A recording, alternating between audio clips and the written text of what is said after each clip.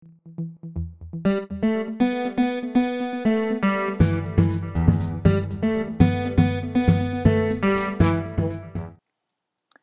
tout le monde, donc une petite vidéo rapide vous présentant comment mettre en place des règles de firewalling avec AFM sur un Big IP et comment y lier en fait un profil de logging, que ce soit un profil local ou un profil distant tel que Splunk.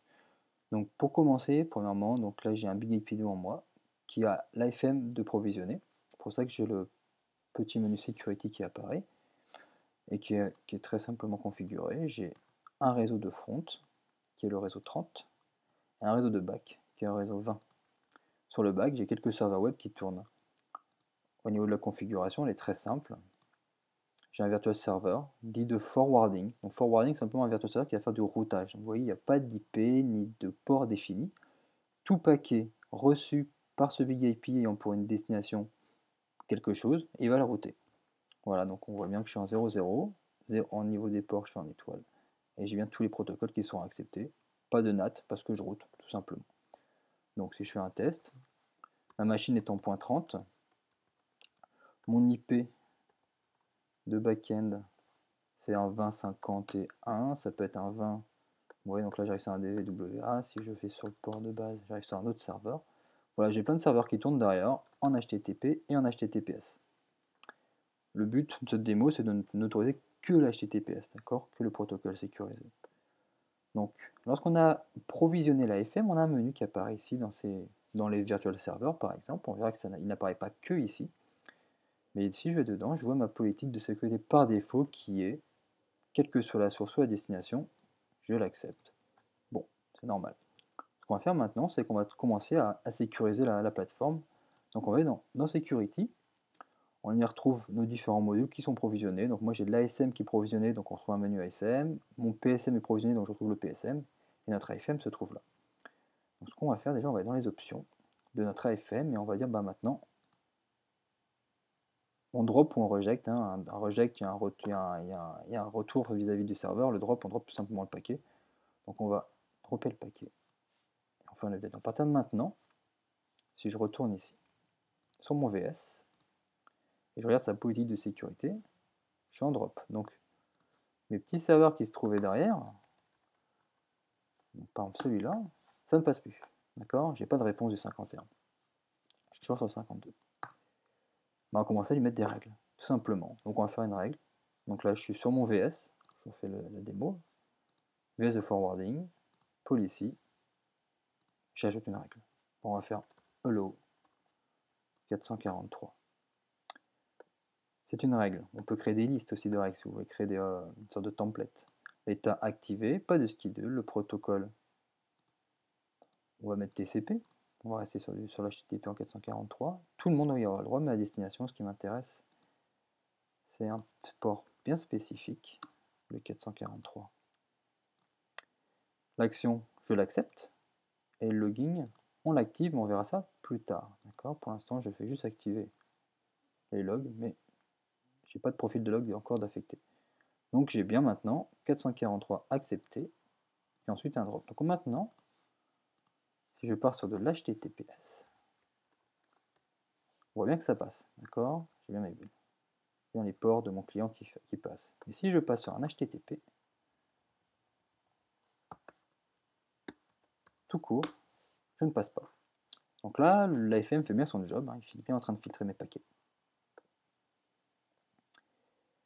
Ce qu'on va essayer de faire maintenant, c'est on va essayer de rajouter un peu de logging, d'avoir quelque chose de graphique, de savoir que mon paquet est passé, mon paquet a été rejeté. Donc on va pour ça commencer à créer des profils de logging. Ça se fait en deux temps. Premièrement, on va aller dans le Big IP, donc de façon globale, dans système, logging, configuration. On a deux menus. On a le publisher et le destination. Alors, on commence par le destination en fait. Le destination, c'est tout simplement la destination de mes logs. Donc par exemple, je mets, on verra tout à l'heure, si je veux faire vers un Splunk, je mettrai vers Splunk. Et regardez ce qu'on a. On a donc du remote en syslog, du high-speed log en remote, du Splunk ou du ArcSight. Dans notre cas, on va rester en local. D'accord? Vous voyez, il y a déjà un profil qui est créé, qui est le local DB, qui est simplement la local database du Big IP. Donc nous, on va utiliser ce profil-là. On ne peut pas l'exploiter comme ça. Il va falloir lui donner ce qu'on appelle un publisher. Donc maintenant, on descend, on va sur le publisher. Et il faut donc en créer un. Donc moi, j'en ai créé un qui s'appelle LocalDB Publisher. Voilà, il porte bien son nom. Dans lequel j'ai dit, voilà, juste pour l'instant, que LocalDB. D'accord, j'envoie pas vers Splunk pour le moment, on verra ça plus tard. Pas vers un syslog non plus, juste dans la base locale. Voilà, donc là j'ai créé un publisher local qui va récupérer tous les logs et donc les mettre dans la base. La deuxième étape, c'est maintenant d'utiliser ce profil au sein d'AFM. Donc je vais dans Security, Event Log, Logging Profile, et là je vais en créer un. Donc, on va dire log local AFM, et je vais mettre démo. Donc ASM, PSM, AFM, je coche, il me dit quel est ton publisher, et bah LocalDB, ce qu'on a créé précédemment. Qu'est-ce que je veux loguer? Ce qui est accepté, droppé et rejeté. On va récupérer toutes les erreurs au niveau IP et TCP puis les events. Et ensuite, quel type de format au niveau d'affichage? Alors on va faire déjà un field list, c'est plus simple. Sinon, user define, il faut connaître les commandes. Donc on va dire, premièrement, je veux le nom de la CL, l'action, le contexte, la date, la destination, le port, donc ensuite avec le shift ou le POM pour qu'on démaque, on peut sélectionner plusieurs informations. Et je peux mettre peut-être la drop raison à la fin. Si je veux monter un élément, je le monte avec ce bouton-là. Et je fais finish. Donc là, on vous retrouve bien mon log local AFM démo activé sur l'AFM. Maintenant, il va falloir l'affecter, ce profil. Mais en fait, il s'affecte par entité. Donc, une entité pour moi, c'est ça. C'est un virtual server. Donc, je vais aller sur mon VS. Sur sa politique de sécurité, on avait créé notre Hello 443 et le log profile, vous voyez, il est là. Je suis en enable. Je cherche mon profil de logging AFM et j'update. Donc, à partir de maintenant, si on commence à faire des choses illégales, comme demander de l'HTTP sur ce serveur-là, ou des choses légales, il y a des logs qui se créent ici, donc Security, Event Log. Je vais donc sur mon module qui est le AFM, et je retrouve bien mes logs. Donc on voit bien que ma machine qui est en 30.1 a essayé apparemment de faire de l'ICMP, d'ailleurs, c'est faire l'ICMP sur la machine. Donc, il suffit d'attendre un petit peu que ça se remplisse, et on va avoir des logs qui vont arriver.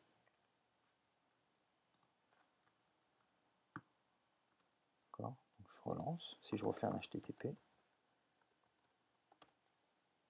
qui est interdit. Voilà, donc ça arrive. 17h02, 17h03. Donc j'ai bien un Hello 443 qui a été autorisé vers le 20-51. Voilà, donc on a bien les logs qui arrivent au fur et à mesure sur ma plateforme au niveau du local DB. Donc là c'est bien ça, c'est une base locale au Big IP.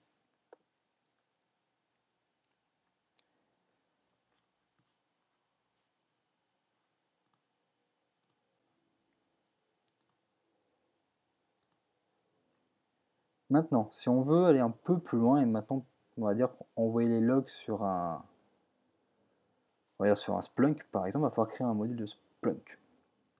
Donc, un petit profil Splunk, c'est assez simple, hein. Je vais retourner tout simplement ici. Donc là, je l'avais déjà créé, donc par exemple, c'est assez simple. Donc, en premier, je crée en premier un remote HSL. Je peux appeler Splunk 1, d'accord, en précisant le pool de serveurs à laquelle je l'ai envoyé. Donc j'ai créé un pool qu'on retrouve ici. Splunk sur Mac, bon, juste avec un ICMP comme monitor. Donc voilà, 30 points, c'est ma machine sur lequel tourne un Splunk. Voilà, donc premièrement, j'ai créé un pool. D'accord, donc on voit bien, c'est très différent de ce qu'on a l'habitude de voir. Là, je crée vraiment un pool dans ma machine pour ça. je retourne dessus, donc Splunk, en UDP, la même fonction en UDP.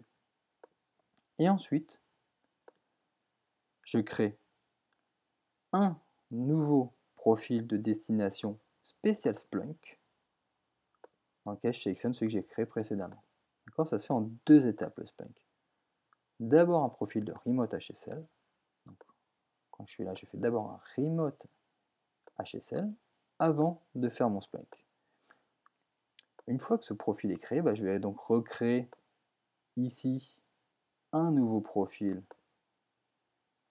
pour Splunk. Donc, la même chose, on va faire log Splunk AFM démo. Donc, toujours pareil, donc le menu exactement le même, sauf que là je fais tout Splunk, qui est le profil que je viens juste de créer, tout ce qui match les règles que j'ai créées d'acceptation, de drop ou de reject, le format comme tout à l'heure. Donc, on va mettre ça, voilà, le Splunk, on va changer un peu, on va essayer d'avoir un peu plus d'infos. Voilà. Donc, log Splunk AFM démo, et donc maintenant, dans mon VS, au lieu de le mettre en local, on va le mettre tout simplement maintenant vers le Splunk. Hop.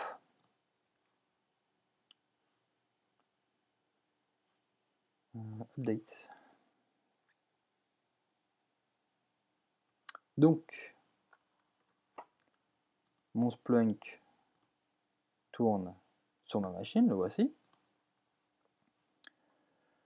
Donc il va commencer à recevoir des infos, là on va le laisser travailler un petit peu. Moi je vais commencer à envoyer un peu des paquets acceptés, voilà, sur le 51, on va faire pareil sur le 52.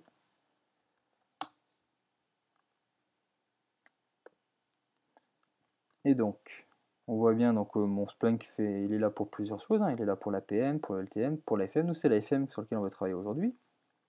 Je clique dessus, donc j'ai des informations qui vont arriver. Donc on retrouve bien 5h07 un Hello 443, c'est bon, accepté. Le VS de forwarding, on est bon. Destination, la 2052. Voilà, là, la 2051. Donc c'est assez simple d'envoyer sur du Splunk, hein. Le Splunk, il n'y a pas grand chose à faire. Et sachez que Splunk intègre aussi ce que j'appelle des apps. Donc là, il y a l'app pour la FM, qui est toute prête, et qui nous permet d'avoir des informations, on voit bien, par rapport à des destinations. Donc là, on voit bien que sur la 2052, il y a eu 47 counts, sur la 105, hello ou deny, par application, par destination. Et on retrouve nos petits qui se trouvent en dessous. Donc, c'est un produit qui est assez complet, sur lequel on peut faire pas mal de choses. Et on retrouve aussi nos poules, ici. Donc, voilà pour cette petite démo, rapide mais assez simple à comprendre sur comment mettre en place une règle de firewalling sur un VS et comment y intégrer un profil de logging local ou distant tel que Splunk.